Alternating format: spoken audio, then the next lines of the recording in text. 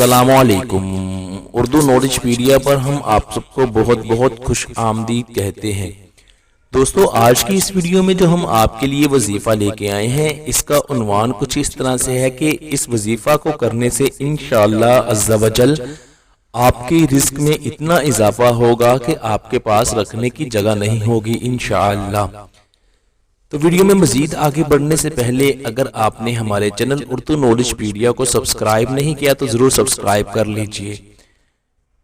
आपको बताते चलें कि आजकल जगह जगह जाली आमलों और नजूमियों के अड्डे बने हुए हैं और लोग परेशानी में उनके पास पहुंच जाते हैं। उसका नतीजा क्या होता है, वो लोगों से बहुत पैसे बटोरते हैं और उनकी मुश्किलात का हल भी नहीं निकलता।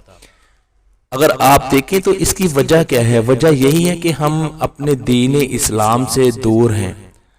लिहाजा दीन इस्लाम से दूर है तो हमारे लिए तरह तरह की मुश्किलात पेश होती हैं। तो लिहाजा अब से ही आप इसको अपनी इस्लाह कर लीजिए। तो आज के वजीफे में हम आपको बताने लगे हैं, ये कुछ कलमात आपने इनको पढ़ना है, इंशाअल्लाह बहुत फायदा होगा।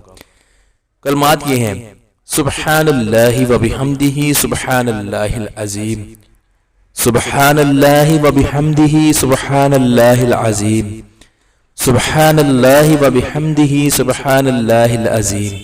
इन कलमात को आपने पढ़ना है। कैसे पढ़ना है वो आपको बता देते हैं।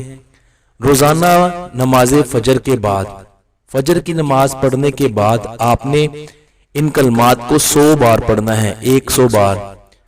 अब आपने वजीफा के पहले भी 11 बार दुरूद शरीफ पढ़ना है, वजीफा के बाद भी। कैसे? आप शुरू में 11 बार दुरूद शरीफ पढ़ेंगे, फिर पढ़ेंगे सुब्हानल्लाहि व बिहम्दिही सुब्हानल्लाहिल अज़ीम 100 मरतबा। ये पढ़ने के बाद आप 11 मरतबा फिर दुरूद पाक पढ़ेंगे कोई भी।